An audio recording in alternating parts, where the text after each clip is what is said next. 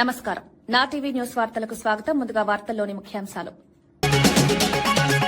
కేరళలో UDF manifesto విడుదల చేసిన సీఎం రేవంత్ రెడ్డి హామీలన్నీ అమలు చేస్తామని ప్రకటన.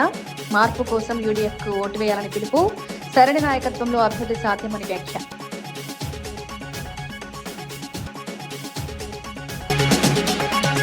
అమరావతి అంశంపై కిరణ్ రిజిజును కలిసిన మంత్రి లోకేష్. అమరావతికి సహకరించినందుకు కృతజ్ఞతలు. రాజధాని అభివృద్ధిపై చర్చ. రాష్ట్ర అభివృద్ధికి సహకారం అవసరమని వ్యాఖ్య.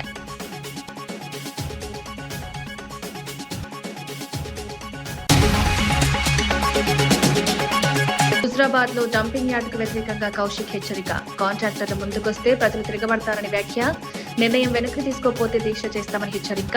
డంపింగ్ యార్డుల వల్ల ఆరోగ్యం ముప్పు అన్న ఆందోళన.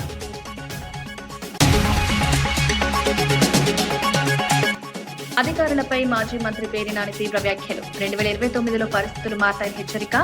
అధికారుల వ్యవహారాన్ని గమనిస్తున్నామని వ్యాఖ్య. ప్రజలకు న్యాయం జరిగేలా పనిచేయాలని సూచన.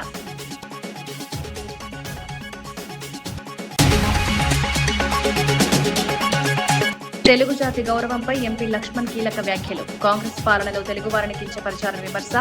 పొట్టి శ్రీరాముల త్యాగం గుర్తుంచుకోవాలని సూచన. ఎన్టీఆర్ సామాజిక న్యాయానికి ప్రతీకాన్ని కొనియాడిన లక్ష్మణ్.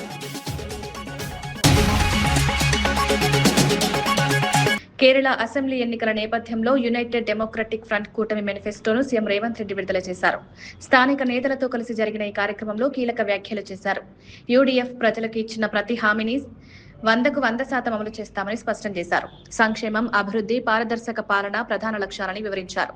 కేరళ ప్రజలు మార్పు కోరుకుంటున్నారని, యూడీఎఫ్ కు భారీ మెజారిటీనివ్వాలని పిలుపునిచ్చారు. ఎన్నికల వేళ ఈ ప్రకటన ప్రాధాన్యత సంతరించుకుంది. యూడీఎఫ్ విజయంతో కొత్త దిశలో పాలన సాగుతుందని తెలిపారు. അതൊന്ന് പിടിച്ചോണ്ട് please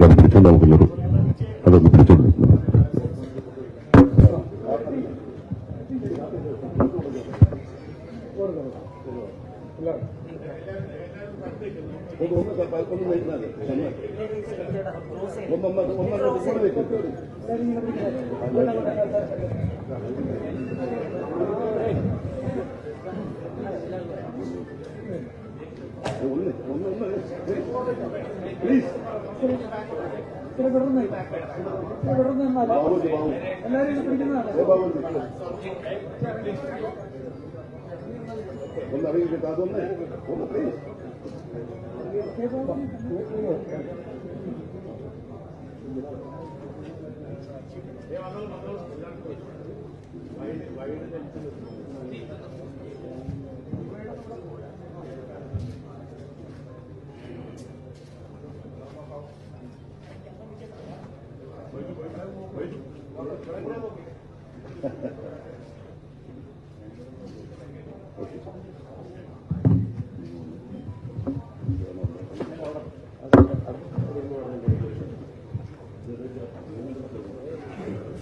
Now the time has come.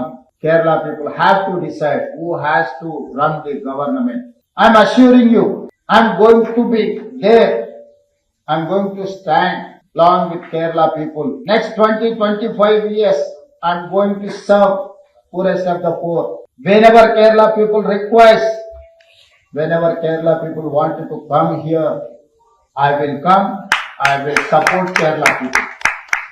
I have 28 months experience only as a chief minister. Fortune 500 companies are in my state. GCCs are there. Pharma companies are there. You people are skilled people. All these years, you have been working for Middle East countries, Gulf countries. Why can't your own state?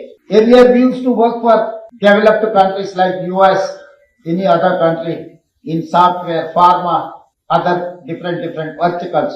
Today, my people are working for my state. They are establishing their own investment, their own companies. They are starting their unicorns. All these years, our youth were working with Google, Microsoft, Infosys, or any other company. Microsoft CEO from Hyderabad. World Bank chairman studied in Hyderabad. Santanu Narayan studied in Hyderabad. Premji Vatsav studied in Hyderabad. Whoever studied in my state, my city, now they are ruling the biggest of the biggest corporates in the world. They are the CEOs of all those companies. I have appealed. I have organized a global summit in my state. I have invited everyone. I have made a policy, Telangana Rising 2047. They have involved everyone in this process. They have made a policy document to improve Telangana, to develop Telangana. That policy document is going to create wealth and health in Telangana. By 2034, we are going to reach $1 trillion economy. By 2047, we are going to reach 3 trillion. మాజీ మంత్రి పేర్ని నాని అధికారులపై తీవ్ర స్థాయిలో వ్యాఖ్యలు చేశారు. 2029లో జగన్ అధికారంలోకి వచ్చిన తర్వాత పరిస్థితులు మారతాయని హెచ్చరించారు. అప్పటి వరకు అధికారుల వ్యవహారాన్ని గమనిస్తున్నామని తెలిపారు. అవసరమైతే తెలంగాణకు వెళ్లి కేసీఆర్ను కలిసైన సమస్యలను పరిష్కరిస్తామన్నారు. అధికారుల ప్రవర్తనలో మార్పు అవసరమని సూచించారు. ప్రజలకు న్యాయం జరిగేలా పనిచేయాలని స్పష్టం చేశారు. 2034 దాకా ఉంటాడు సర్వీస్ లో బాపిరాజ్ చౌదరి గారు.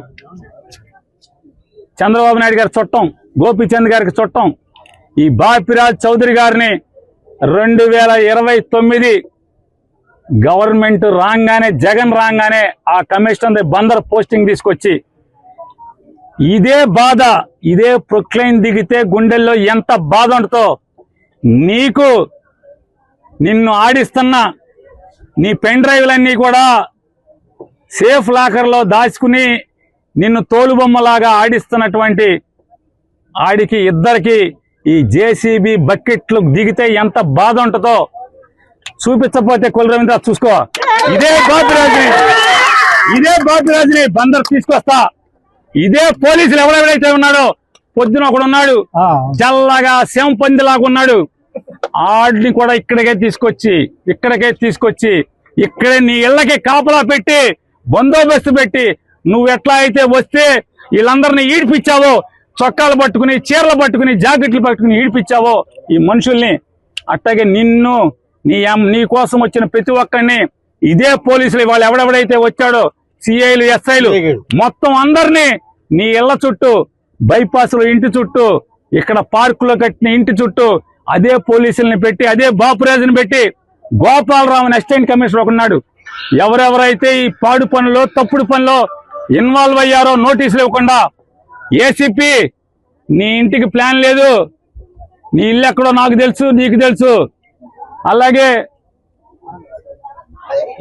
TPO, TPS assistant commissioner Gopalarao, నువ్వు బందర్ వదిలి వెళ్ళిపోతావేమో. గోపాలరావు, బందర్ కాదు, నువ్వు ఆంధ్ర రాష్ట్రంలో ఎక్కడున్నా సరే, అవసరమైతే నువ్వు తెలంగాణ వెళ్తే కేసీఆర్ కాళ్ళన్నా పట్టుకుంటా. నీ ఇంటి సంగతి చూస్తా గోపాలరావు. మనిషి జన్మ ఎత్తలేదా మీరని అడుగుతున్నాను. మనిషి జన్మ ఎత్తలేదా ఎవడు మీరు అసలు అధికారుల? అలాగే జిల్లా ఎస్పీ నాయుడు గారిని కూడా అడుగుతున్నా. అయ్యా ఎస్పీ గారు, కమిషనరు మీ పోలీసులకి పోలీస్ రిక్వెజిషన్ ఇచ్చాడా? ప్రొటెక్షన్ అడిగాడా? రాతపూర్వకంగా అడిగాడా? ఫోన్ చేసి కుళ్ళు రవీంద్ర అడగటం కాదు ఎస్పీ గారు, నిన్ను రాతపూర్వకంగా మున్సిపల్ కమిషనర్ మీ పోలీసుల్ని, నాకు పోలీస్ బందోబస్తు కావాలి, సోన్స్ నోటీస్ నంబర్ ప్రకారం కోలదోయటానికి నేను వాళ్ళకి నోటీస్ ఇచ్చాను, నిన్ను పోలీస్ ప్రొటెక్షన్ రాతపూర్వకంగా అడిగాడా? మీరు ఆలోచించుకోండి ఎస్పీ గారు. మీరు ఊరికే కుళ్ళు రవీంద్ర తానా అంటే తందానా అని కుళ్ళు రవీంద్ర ఫోన్ చేయగానే మీరు లేచి నుంచి పోలీసులను పంపిస్తే ఇది ధర్మమా మీ ఐపీఎస్ ఉద్యోగానికి? ఎస్పీ గారు, రాతపూర్వకంగా కమిషనర్ మిమ్మల్ని అడగడా? మీరు అడిగితే కనుక అది మీడియాకి రిలీజ్ చేయండి. మున్సిపల్ కమిషనర్ బాపిరాజు చౌదరి మీకు మున్సిపాలిటీ నుంచి అధికారికంగా నేను పలానా చోట నోటీస్ ఇచ్చాను, ఆ నోటీస్ మీరిపోయింది, నాకు అక్కడ ఇల్లు కూలదోయటానికి పోలీస్ ప్రొటెక్షన్ కావాలని చెప్పని మీకు రాతపూర్వకమైన నోటీసు చిలకలపూడి సిఐకి ఇచ్చాడా? ఇస్తే మీడియాకి పెట్టండి. నేను మిమ్మల్ని నోరు మూసుకోకపోతే అప్పుడు అడగండి. మీ పోలీసులను అన్నందుకు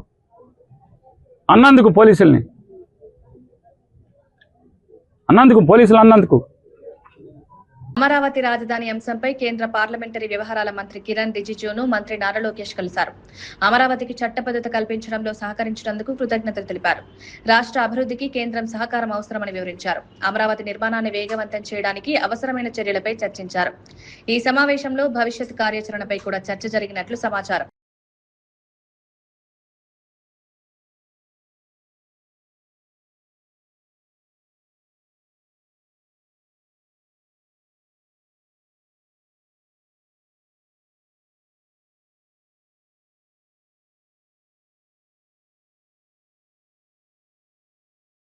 కేరళ సీఎం పినరయి విజయన్ పై సీఎం రేవంత్ రెడ్డి చేసిన వ్యాఖ్యలను సిపిఐ నేత రామకృష్ణ తీవ్రంగా ఖండించారు.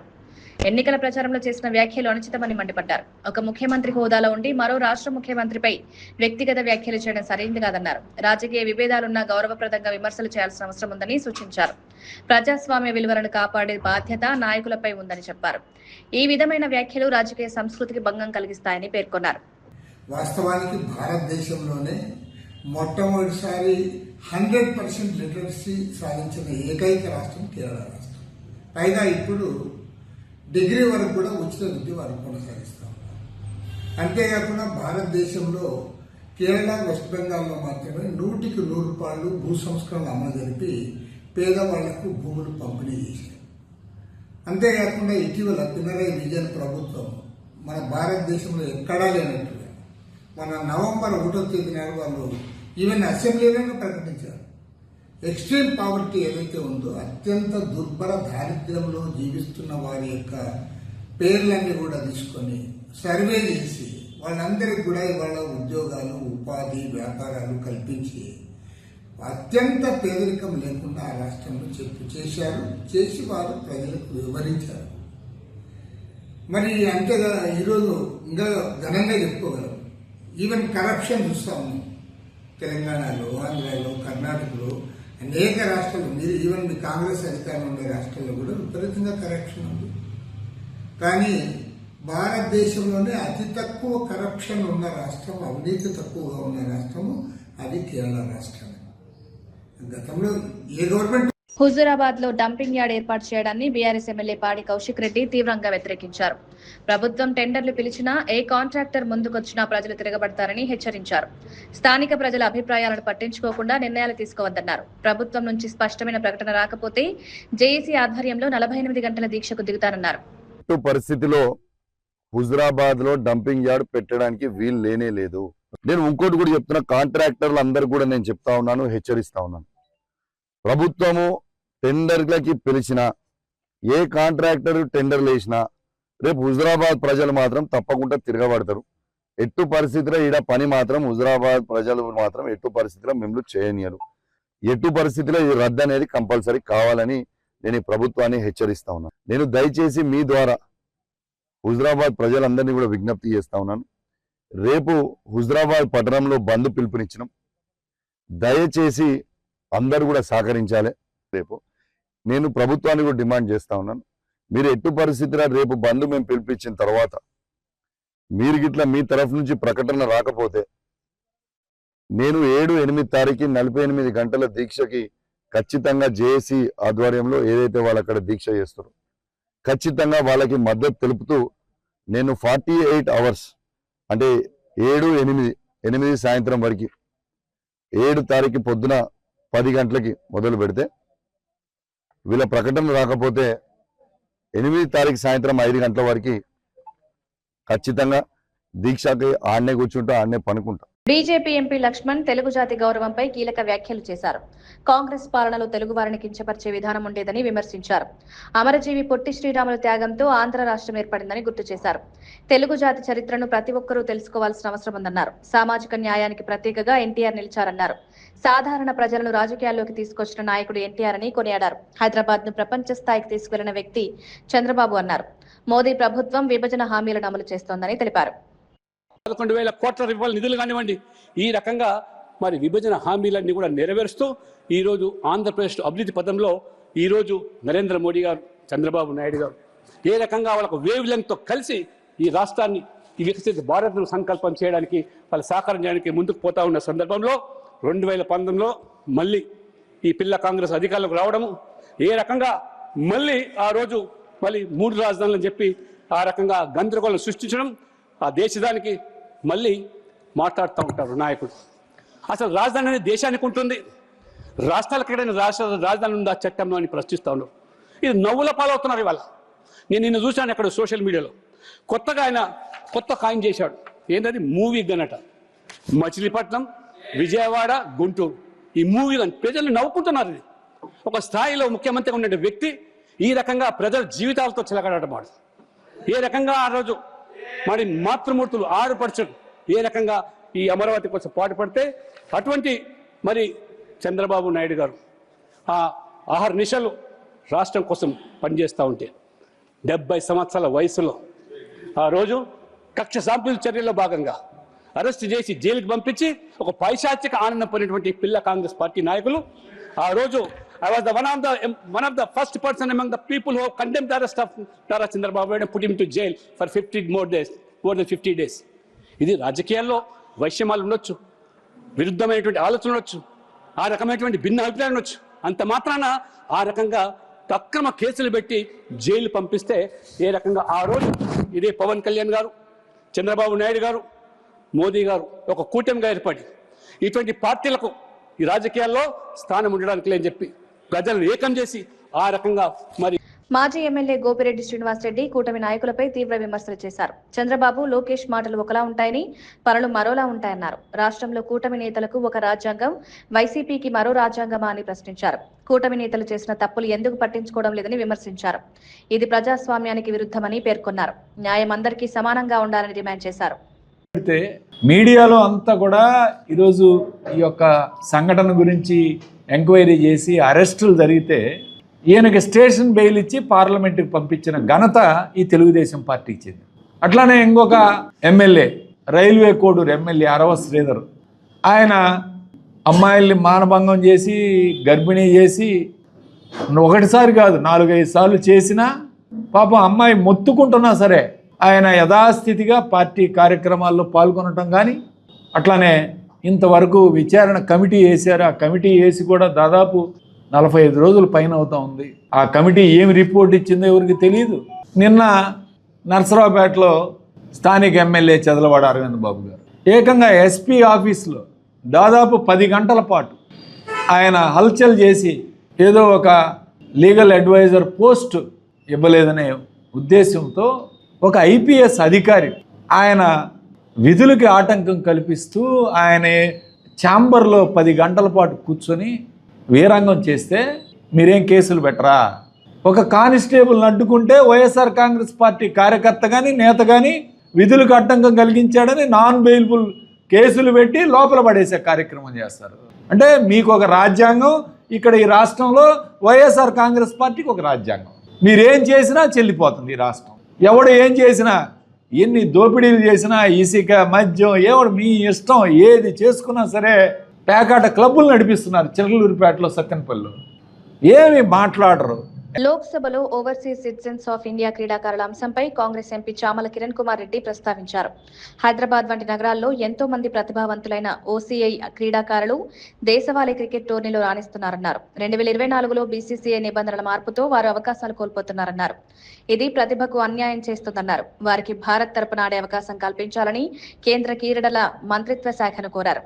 Prime Minister Shri Narendra Modi ji on 27th September 2015 at SAP Center in San Jose, USA, whose words left a lasting impact on overseas citizens of India. With deep passion for cricket, they moved back to India.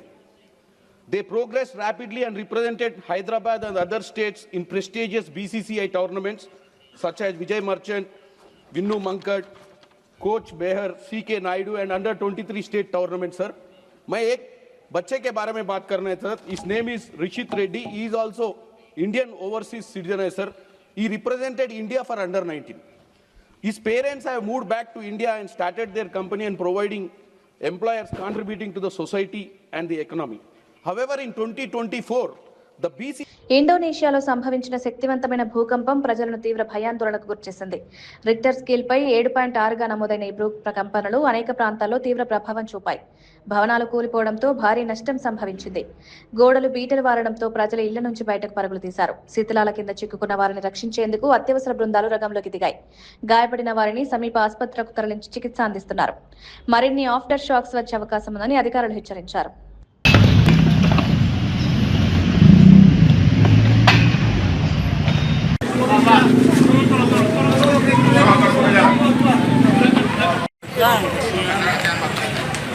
Awas.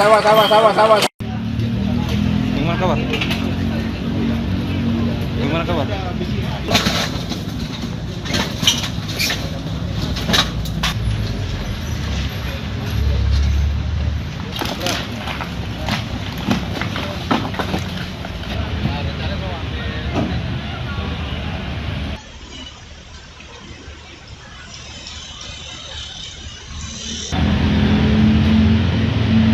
పశ్చిమ బెంగాల్ ఎన్నికల ప్రచారంలో కేంద్ర హోంమంత్రి అమిత్ షా మమతా బెనర్జీ ప్రభుత్వంపై తీవ్ర విమర్శలు చేశారు. రాష్ట్రంలో అవినీతి చొరబాట్లు పెరిగిపోయాయని ఆరోపించారు. బెంగాల్ ఉనికి ప్రమాదంలో పడిందని పేర్కొన్నారు. మోదీ నాయకత్వంలోనే అభివృద్ధి సాధ్యమని స్పష్టం చేశారు. రాష్ట్ర విముక్తి కోసం బీజేపీ అభ్యర్థులను గెలిపించాలని ప్రజలకు పిలుపునిచ్చారు. వివేకానందుడు రవీంద్రనాథ్ ఠాగూర్ కలలుగన్న సోనార్ బంగ్లా నిర్మాణం లక్ష్యమన్నారు. अब बारी हमारे बंगाल की है। मुझे बताओ भवानीपुर वालों, बंगाल में परिवर्तन करना है या नहीं करना है? बंगाल में तो परिवर्तन होगा ही, भवानीपुर में परिवर्तन करना है या नहीं करना है? मैं भवानीपुर की जनता को करबद्ध निवेदन करने आया हूं। తూర్పు గోదావరి జిల్లాలో నిర్వహించిన బడ్జెట్ అవగాహన కార్యక్రమంలో మంత్రి నిమ్మల రామానాయుడు రాష్ట్ర ఆర్థిక పరిస్థితిపై తీవ్ర వ్యాఖ్యలు చేశారు. గత 5 ఏళ్ల వైసీపీ పాలన వల్ల రాష్ట్ర ఆర్థిక వ్యవస్థ తీవ్రంగా దెబ్బతిందన్నారు. రాష్ట్ర ఆర్థిక పరిస్థితిపై వెంటిలేటర్పై ఉన్నట్లు మారిందని వ్యాఖ్యానించారు. అప్పులు పెరిగి అభివృద్ధి కార్యక్రమాలు నిలిచిపోయాయన్నారు. ప్రస్తుత ప్రభుత్వం ఆర్థిక వ్యవస్థను గాడిలో పెట్టేందుకు చర్యలు తీసుకుంటోందన్నారు. ప్రజలకు బడ్జెట్ వివరాలు స్పష్టంగా తెలియజేయడం ముఖ్యమన్నారు.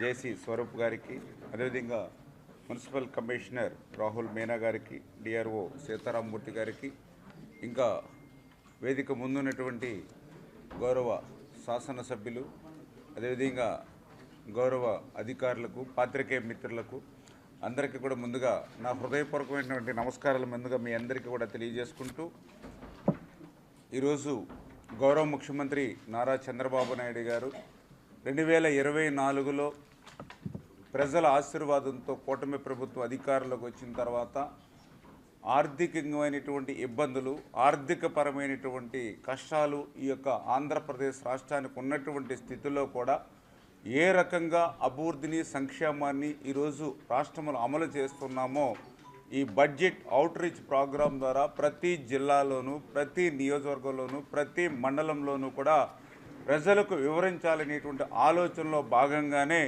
ఈ యొక్క బడ్జెట్ అవుట్ రీచ్ ప్రోగ్రాం ఈరోజు తూర్పుగోదావరి జిల్లా కార్యక్రమంలో మేమందరం కూడా భాగస్వాములం అయ్యామనేటువంటి విషయాన్ని ముందుగా మీ అందరి ద్వారా తెలియజేసుకుంటూ ఉన్నా. ఎందుకంటే మీ అందరికీ తెలుసు, ఆ రోజు 2024 సంవత్సరంలో ప్రజలు ఆంధ్రప్రదేశ్ రాష్ట్ర చరిత్రలో ఎప్పుడూ లేనిటువంటి విధంగా 94% స్ట్రైక్ రేట్తో కూటమి ప్రభుత్వాన్ని గెలిపించారు. అధికారంలోకి వచ్చిన తర్వాత చూస్తే ఆర్థిక పరిస్థితి అంతా కూడా చిన్నాభిన్నంగా ఉన్నటువంటి పరిస్థితి. ఖాళీ చిల్లుకుండను ఈ యొక్క ఆంధ్రప్రదేశ్ రాష్ట్రానికి అందజేసినటువంటి పరిస్థితి.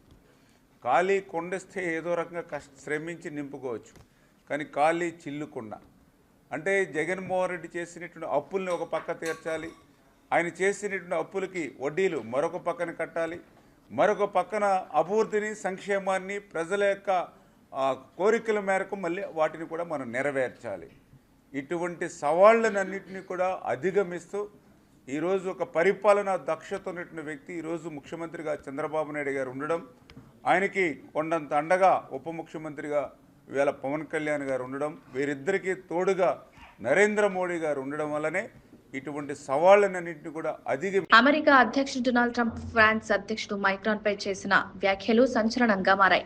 మైక్రాన్ వ్యక్తిగత జీవితాన్ని ప్రస్తావిస్తూ ఆయన భార్య అతన్ని పట్టించుకోదని వ్యాఖ్యానించారు. ఆమె దురుసుగా ప్రవర్తిస్తోందని కూడా అన్నారు. ఇటీవల గాయాల నుంచి కోలుకుంటున్నాడని వెటకారం చేయడం వివాదాన్ని పెంచింది. ఈ వ్యాఖ్యలకు సంబంధించిన వీడియో సోషల్ మీడియాలో వైరల్ గా అవుతోంది. ప్రపంచవ్యాప్తంగా నేతల వ్యక్తిగత విషయాలపై వ్యాఖ్యలు చేయడం సరైందా అన్న చర్చలు మొదలయ్యాయి. అంతర్జాతీయ సంబంధాలపై ప్రభావం ఉంటుందా అనే ప్రశ్నలు తలెత్తుతున్నాయి. You were betrayed and arrested and falsely accused. It's a familiar pattern that our Lord and Savior showed us. But it didn't end there for him, and it didn't end there for you. God always had a plan. On the third day, he rose, he defeated evil, he conquered death, hell, and the grave. And because he rose, we all know that we can rise. And sir, because of his resurrection, you rose up. Because he was victorious, you were victorious. And I believe that the Lord said to tell you this. Because of his victory, you will be victorious in all you put your hand to. Amen. Because God is with you and God is using you to defeat evil, to restore families, to awaken the church, to harvest the nations, and to bring a worldwide revival. వార్తలు ముగించే ముందు ముఖ్యాంశాలు మరోసారి. కేరళలో UDF manifesto విడుదల చేసిన CM Revanth Reddy హామీలన్నీ అమలు చేస్తామని ప్రకటన. మార్పు కోసం యూడీఎఫ్ కు ఓటు వేయాలని పిలుపు. సరైన నాయకత్వంలో అభివృద్ధి సాధ్యమని వ్యాఖ్య.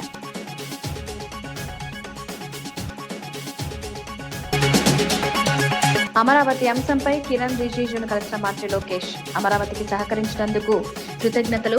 రాజధాని అభివృద్ధిపై చర్చ. రాష్ట్ర అభివృద్ధికి సహకారం అవసరమని వ్యాఖ్య.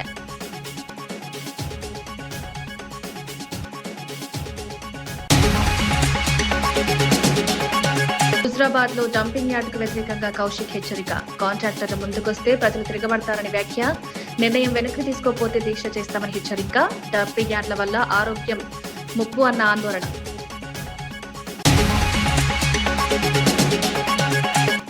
అధికారులపై మాజీ మంత్రి పేర్ని నాని తీవ్ర వ్యాఖ్యలు. 2029లో పరిస్థితులు మారతాయని హెచ్చరిక.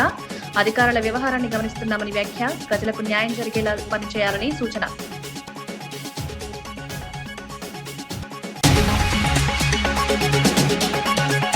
తెలుగు జాతి గౌరవంపై ఎంపీ లక్ష్మణ్ కీలక వ్యాఖ్యలు. కాంగ్రెస్ పాలనలో తెలుగువారిని కించపరిచారని విమర్శ. పొట్టి శ్రీరాములు త్యాగం గుర్తుంచుకోవాలని సూచన. ఎన్టీఆర్ సామాజిక న్యాయానికి ప్రతీకాన్ని కొనియాడిన లక్ష్మణ్.